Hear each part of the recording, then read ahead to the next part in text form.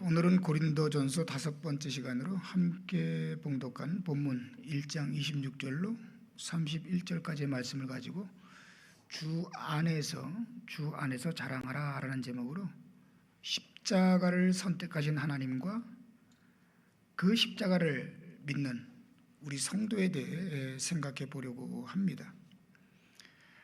앞에서 살펴본 대로 당시 고린도 교회는 복음에 대한 이해 부족으로 성도 간에 분쟁이 있었고요.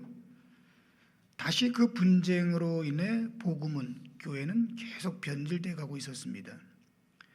이에 바울은 왜 우리 인간은 십자가를 믿어야 하는지,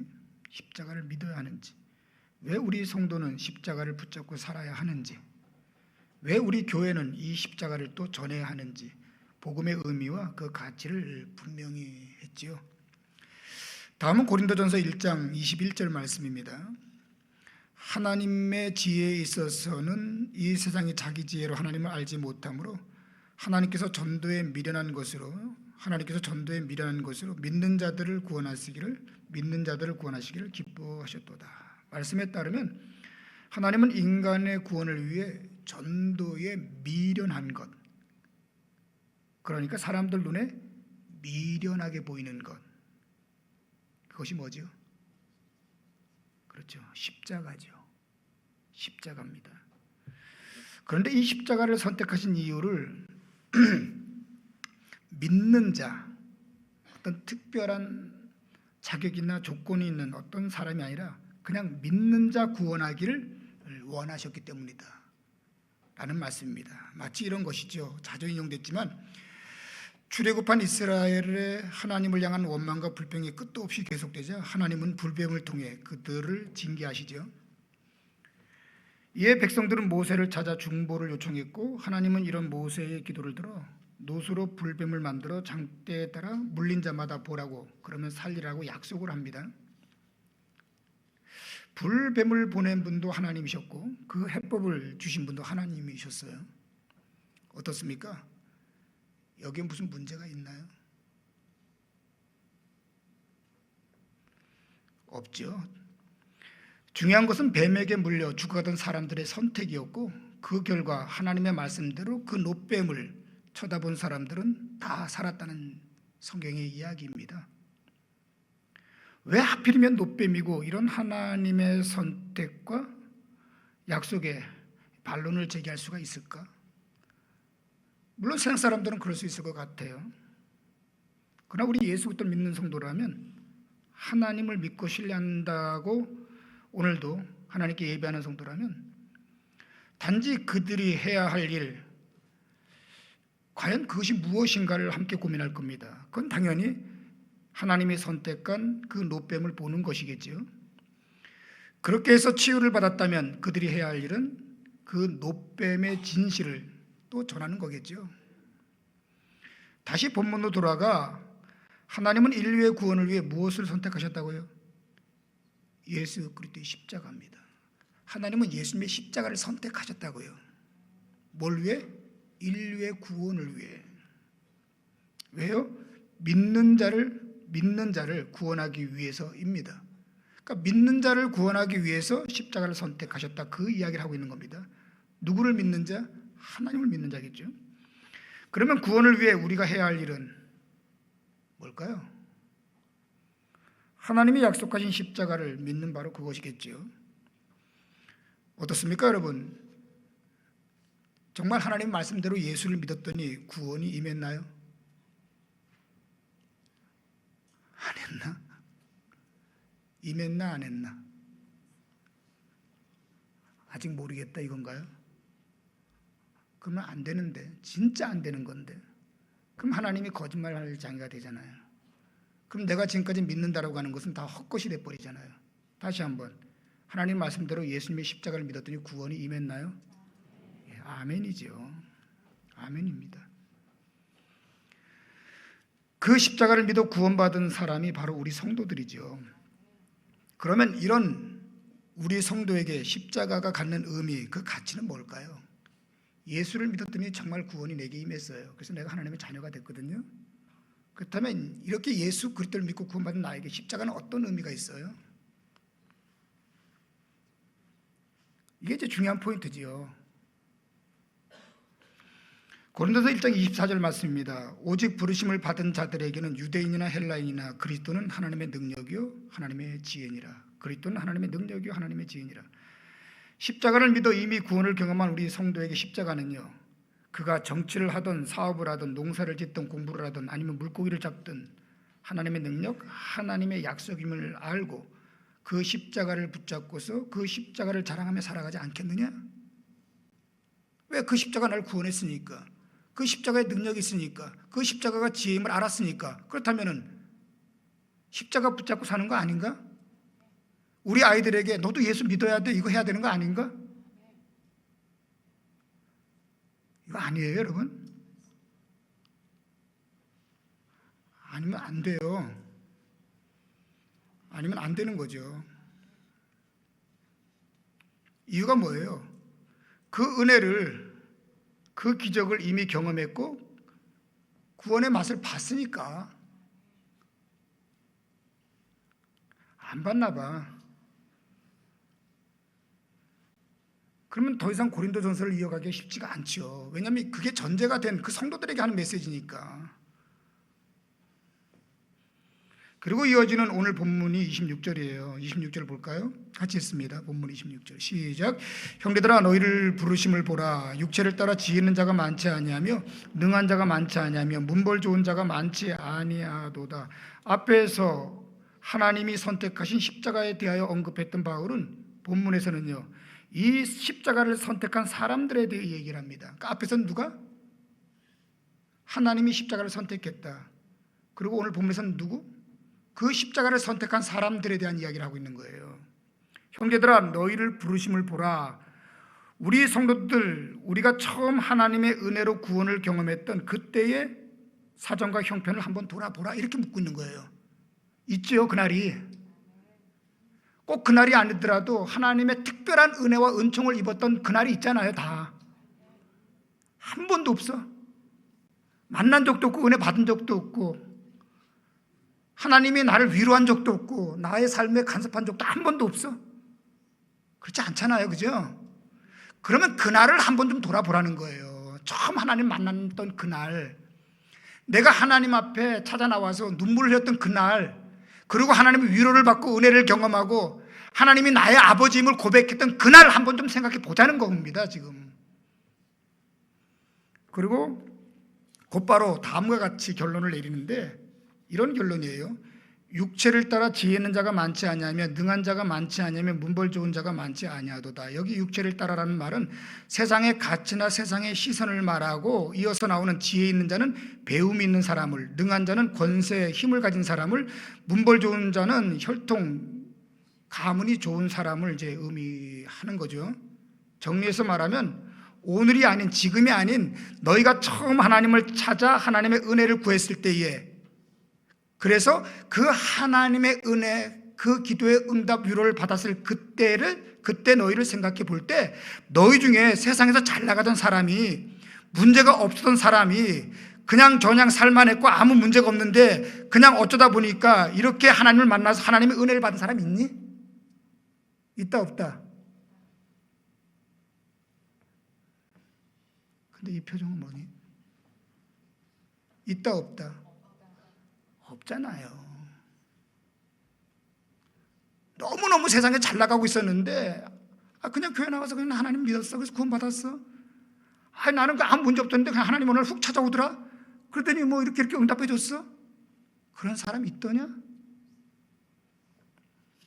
세상에선 보잘것 없었고 일은 뜻대로 안 되고 의지할 것도 없고 그냥 없고 없어서 하나님을 찾았고, 그 결과 하나님의 은혜로 오늘 너희가 있는 거 아니야? 이건 공감하세요? 다음은 야고보서 2장 5절 말씀입니다. 내 사랑하는 형제들아 들어라. 하나님이 세상에서 가난한 자를 택하사 믿음에 부유하게 하시고 또 자기를 사랑하는 자들에게 약속하신 나라를 상속으로 받게 하지 아니하셨느냐. 이걸 당연하게 묻고 있는 거예요. 여러분들은 이런 성경 말씀에 어때요? 심적으로 동의하십니까? 동의하시면 아멘 한번 합시다. 아멘. 그럼에도 불구하고 동의가 안 된다면 성경에 나오는 믿음의 사람들, 그들의 면면을 잠깐 살펴보았으면 해요. 구약에 등장하는 아브라함과 하나님의 만남, 하나님께 기도했던 이삭, 광야의 야곱의 기도, 모세, 한나, 다윗, 이런 사람은 말할 것도 없고요. 신약으로 와서 귀신 들려 간질한 아이를 데리고 예수님을 찾아왔던 아버지, 12의 혈리병으로 재산을 탕진하고 주님을 찾아 나온 한 여인, 구원의 문제로 고민하다가 밤중에 주님을 찾았던 니고데모, 죽어가는 자식을 살리기 위해 주님을 찾았던 야이로, 죄에 대한 고민으로 뽕나무 위에 올라갔던 삭개오, 낙 없이 하루하루를 살아가던 사마리아 우물가의 여인, 가늠하다 현장에서 붙잡혀온 여인, 사람들의 무시도 아랑곳하지 않고 소리를 외쳐가며 다윗의 자손이라고 외쳐댔던 소경들. 무슨 예를 더 들어야 되지요? 여기에 우리 주변을 돌아봐도 아마 크게 다르지 않을걸요. 우리 주변을 한번 돌아봐도 말입니다. 강한 사람보다는 약한 사람이, 가진 사람보다는 가지지 못한 사람이, 패기 있고 소망 있는 젊은이보다는 연세 들고 힘이 없는 노인이, 배움이 많은 사람보다는 배움이 적은 사람이 상대적으로 교회에 자리를 채우고 있는 게 당연하지 않습니까? 물론 반대의 경우도 없지는 않아요. 그렇지만 설령 그렇다 하더라도 그들이 하나님을 처음 찾았을 때에 하나님의 은혜를 사모하며 간구할 때에 나름 하나님께 열심을 내어 기도할 때 어때요? 그때 사정과 형편은요? 문제가 무엇이든 세상에서 답을 찾을 수 없었기 때문에 하나님을 찾은 그런 경우가 아니었나? 그럼에도 불구하고 계속 이런 이야기를 하는 게 뭐냐면, 그런데 오늘 너희는 뭘 찾고 있지? 이걸 묻고 싶은 거예요. 다시 말하면 참 너희들 배가 많이 불러졌구나. 이제 먹고 살만한가 보구나. 나를 안 찾는 거 보니까. 이렇게 살짝 되묻고 있는 거죠. 인간은 왜 그럴까요? 지난 시간 살펴본 고린도서 1장 22절 23절 말씀입니다. 유대인은 표적을 구하고 헬라인은 지혜를 찾으나 우리는 십자가에 못 박힌 그리스도를 전하니 유대인에게는 거리끼는 것이요 이방인에게는 미련한 것이로다. 이렇게 하나님이 선택하신 십자가가 구원이 필요한 사람들, 그리고 세상 사람들의 눈에는 어떻게 거리끼고 미련한 것, 관심을 끌만한 어떤 매력이 없다는 얘기입니다. 매력 없죠. 십자가가 지식을 추구하는 사람들에게, 돈을 추구하는 사람들에게, 성공을 추구하는 사람에게, 권력을 추구하는 사람들에게 십자가 무슨 매력이 있겠습니까? 아무 매력이 없죠. 말 그대로 물질적 가치, 세속적 유희, 이성적 논리, 객관적 사실 등 세상의 것에 익숙해진 사람들 눈에 십자가는 현실적이지도 논리적이지도 않고 이치에 맞지도 않는 허황된 이야기로 들리고 있기 때문이다. 그 얘기를 하고 있는 겁니다. 웃기죠? 그러면 이렇게 미련하고 불편한 이 십자가라도 찾아야 했고 믿어야 했던 사람은 어떤 사람들이었죠? 당연히 이런 것 저런 것조차 따질 여유가 없어서 그나마 이런 십자가라도 붙잡지 않으면 안 되는 그런 사람들, 그런 경우 아니었나요? 그렇죠? 앞에서 우리는 민수기에 나오는 노뱀의 이야기를 잠깐 했어요. 이 노뱀 역시 누가 뭐라 해도 말이 안 되는 허황된 이야기잖아요. 노뱀을 보는데 어떻게 불뱀에 물린 사람이 병이 나요? 이게 논리로 말이 돼요? 안 되는 거죠. 허황된 얘기죠. 그러나 그거라도 쳐다봐야 했던 사람은 어떤 사람이에요? 당연히 불뱀에 물려 죽어가던 사람이죠. 뭐 누구겠습니까? 오늘 이렇게 허황된 십자가라도 믿어야 되는 사람은 어떤 사람이에요? 그거라도 믿지 않으면 죽을 것 같은 사람들이 믿는 거예요. 결국은요, 그런 사람들이 기도하는 거예요. 그런 사람들이 하나님 나 한번 살려주세요 라고 부르짖는 거라고요. 그래서 오늘 우리가 있는 거란 얘기를 하는 거예요. 그래서 오늘 교회가 있고, 그래서 오늘 내가 있다는 얘기를 하는 거예요. 설교를 준비하면서 본문의 말씀대로 저도 제가 처음 주님을 만났을 때를 생각해 보았습니다. 여러분도 그때 있죠? 그때 없는 분 계세요? 다 있잖아요. 저도 그때가 있어요. 저는 신앙과는 전혀 상관이 없는 가정에서 태어났어요. 당시 많은 사람들처럼 경제적으로나 정서적으로 그다지 안정감을 느낄 수 없는 그런 환경에서 자랐지요. 이렇게 잘못된 결핍은 사춘기에 접어들면서 그대로 표출되기 시작했습니다. 사는 게 너무 재미없더라고요. 진짜 사는 게 재미없더라고요. 그냥 힘들고 고단하더라고요. 너무 힘들더라고요. 그렇다고 미래가 있어 보이지도 않았고, 뭐 공부하면 된다라고 하지만 그것 또한 큰 의미가 없더라고요. 왜 의미가 없냐면 죽음에 갇혀있는 인간에게 이 모든 수고, 어차피 죽을 거 그 애쓰면 결국 죽음으로 끝나는 거, 그 고생과 수고가 무슨 의미가 있지? 여러분들 공감 못 하시나 보다. 저는 그게 너무 답답한 거예요. 결론이 이미 나 있잖아요, 죽음이라고 하는 거. 근데 거기에 몸부림이 무슨 의미가 있지? 너무 허망한 거예요. 너무 허망한 겁니다. 죽음에 갇힌 인간에게 그 모든 수고가 무슨 의미가 있나 생각하면 우울감, 허무감에 사로잡혀서 지옥 같은 하루하루를 보내고 있는 거예요. 그러던 중 친구 전도로 영락교회를 나가기 시작했고요. 또 친구의 소개로 교회 권사님, 그 권사님이 영락교회 권사님이시자 친구 할머니셔요. 그 할머니가 인도하는 구역예배에 제가 어른 구역예배에 참석하게 됩니다. 열심히 기도하는 어른들 틈에 저는 그냥 무릎 꿇고 앉아 있는데 내가 지금 뭐 하고 있나 처음엔 그런 생각도 좀 들지요. 그러다가 그분들이 얼마나 열심히 기도하면서 울부짖고 기도하는지, 물론 저를 위한 기도도 있었겠죠. 어느 순간 저도 기도를 하고 있더라고요. 그때 했던 기도는 뭐 기도를 할 줄도 모르니까 단 한 가지였습니다. 하나님이 정말 계시면 한 번만 만나주세요. 딱 여기도 안 했어요. 한 번만 만나주세요. 근데 이런저런 지게 다 거두절미하고 그때 제 입에 방언이 확 튀어나오더라고요. 신비한 경험을 한 거죠. 그러고는 하나님을 소위 이제 표현하기 만났다, 그렇게 되는 거죠. 예, 만난 거죠. 그리고 그 만남이 오늘의 저를 있게 했다고 해도 전혀 틀리지 않아요. 당연히 저의 삶에는 큰 변화가 있었고요. 무엇보다 가장 기뻤던 게 뭔지 아세요? 살아야 될 이유가 생긴 거예요.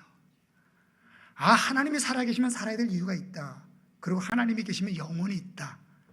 그러면 제대로 살아야 되겠다. 그리고 제대로 산다면은 그래, 하나님을 위해 헌신하는 거, 목사 되는 것도 나쁘지 않겠다. 이런 논리로 간 거죠. 그래서 그 한 2, 3일 사이에 저는 이미 목사 길을 가려고 마음 먹게 된 거죠. 큰 은혜가 아니올 수가 없었어요. 어떻습니까? 이것이 비단 저만의 이야기일까요? 하나님을 믿는 거의 모든 사람이 그 내용과 크기만 다를 뿐 이렇게 마음이 가난하고, 정말 마음이 가난하고 심령이 애통한 자리에서 하나님을 찾게 되고, 그런 하나님께서 우리를 찾아오신 거 아니에요? 정말 하나님이 안 역사하면 못 살 것 같으니까, 숨이 안 쉬어지니까 하나님 살려달라고 몸부림쳤고, 그때 자연스럽게 찾아오셔서 우리의 마음을 만지시고, 그게 오늘 우리를 만든 거 아니에요? 그야말로, 그죠?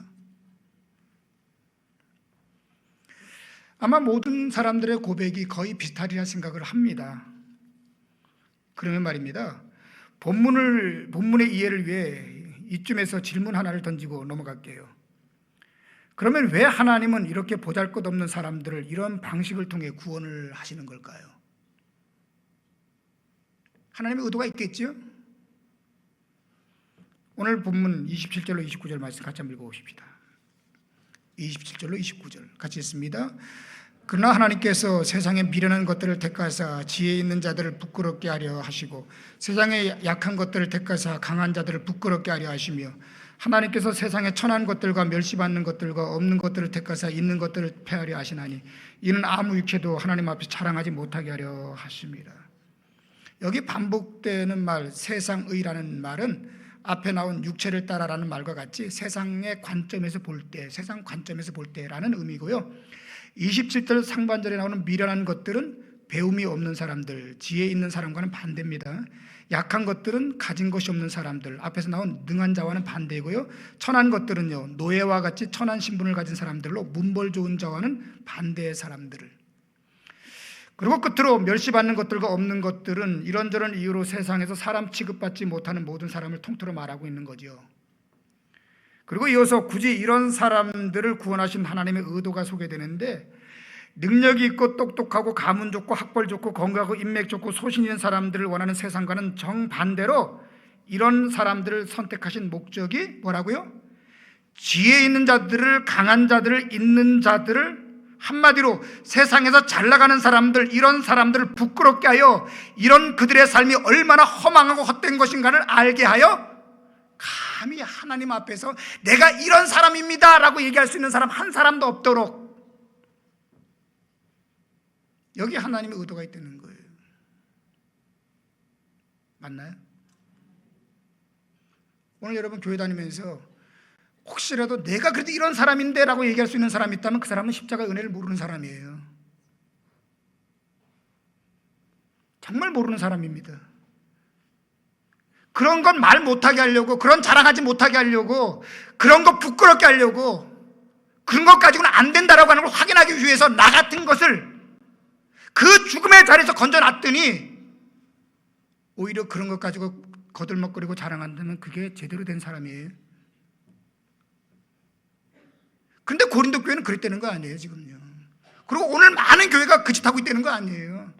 그리고 우리 교회가 얼마나 큰지, 우리가 얼마나 많은 일을 했는지, 얼마나 헌금을 많이 나오는지, 내가 세상 나가면 얼마나 위대하고 큰 사람인지, 그게 교회 맞아요?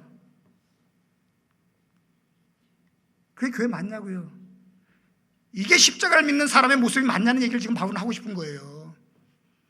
그것은 엉터리 아니에요, 그죠? 정말 엉터리죠. 이어서 30절 31절 말씀 같이 한번 읽어봅니다. 30절로 31절 같이 읽습니다. 너희는 하나님께로부터 나서 그리스도 예수 안에 있고 예수는 하나님께로 나와서 우리에게 지혜와 의로움과 거룩함과 구속함이 되셨으니 기록된 바 자랑하는 자는 주 안에서 자랑하라 함과 같게 하려 함이라. 여기 30절 상반에 나온 너희는 누구를 얘기하죠? 너희는 당연히 이미 예수를 믿어 구원에 이른 우리 성도를 말하겠지요. 내용이 즉 이런 겁니다. 비록 이전에는 혹은 세상에서는 보잘것 없던 사람이었는지는 몰라도 이제는, 따라서 해볼래요? 하나님께로부터 난 자. 하나님께로 난 자는 뭐가 되죠? 하나님께로부터 났어 내가. 그럼 뭐가 되죠? 하나님의 자녀라는 거예요. 너희 하나님 자녀 됐어 이렇게 얘기하는 거예요. 아멘. 그리고 이어서 따라서 해보세요. 예수 안에 있는 자.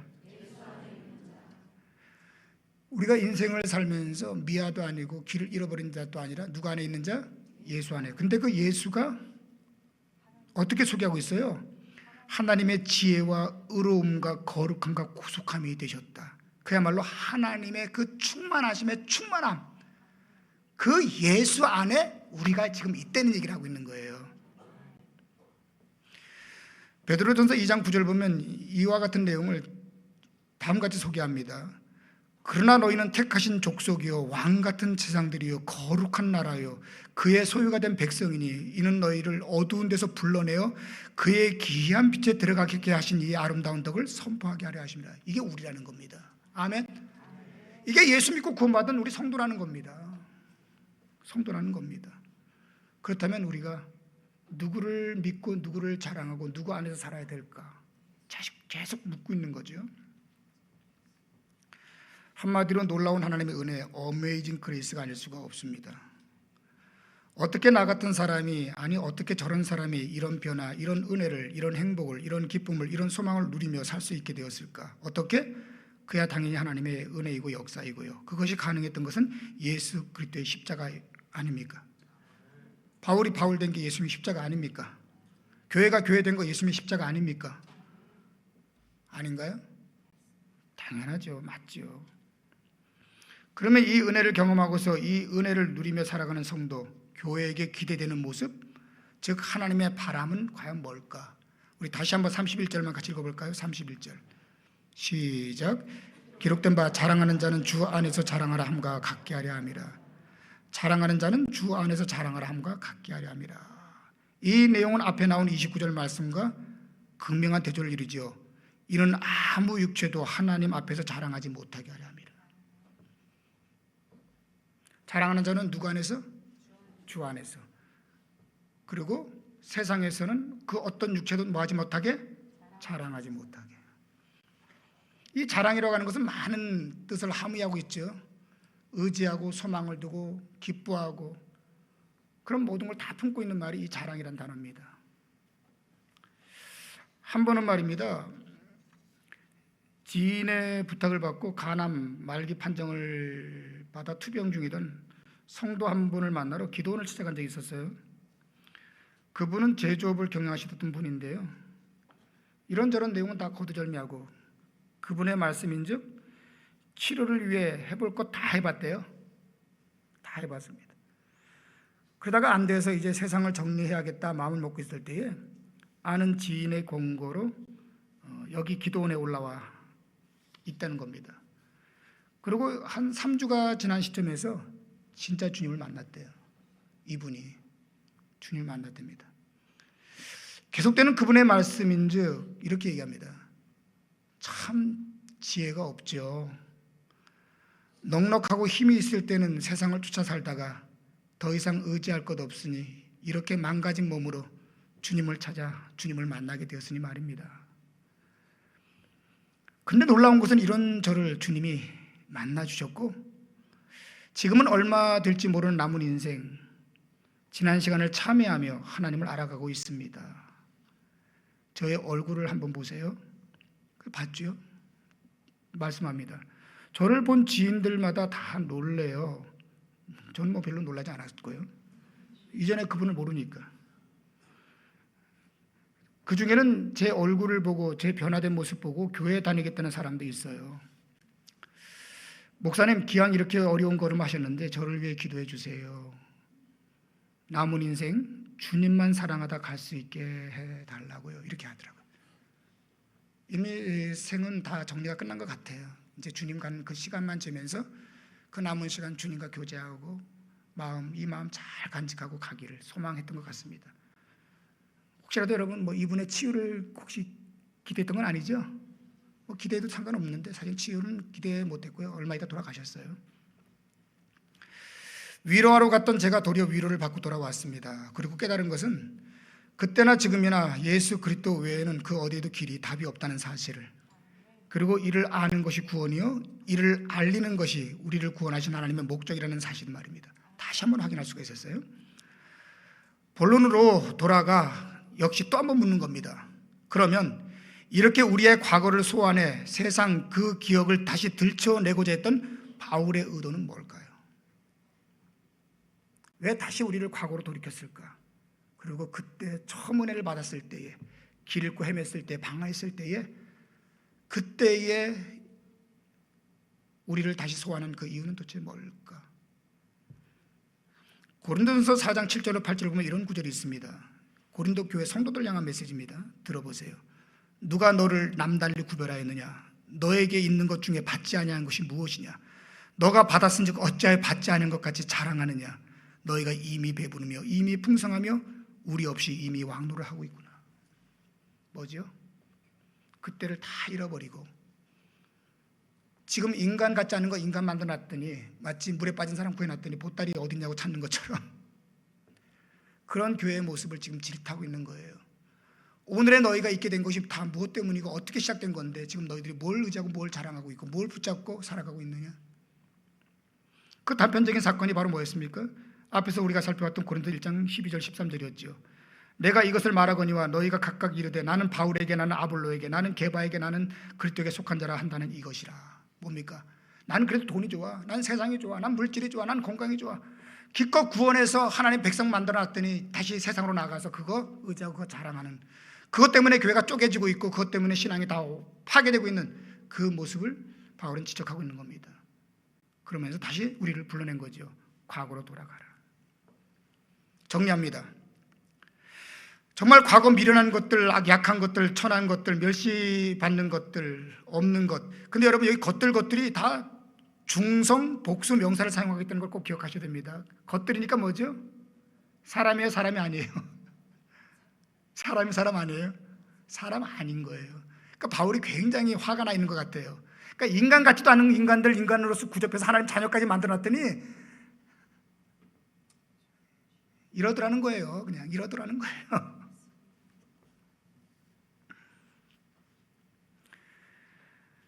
예. 오늘 우리는 예수 믿고 구원받아 여기까지 왔는데 어때요, 여러분? 오늘 뭘 의지하고 뭘 자랑하며 무엇에 소망을 두고 살아가고 있으세요? 바라기는 오늘 우리를 우리 되게 하신 하나님의 선택인 이 십자가가 오늘 우리 모두에게도 유일하고 영원한 선택이 되기를, 그리고 자랑이 되기를 주님의 이름으로 축원합니다. 기도하십시오.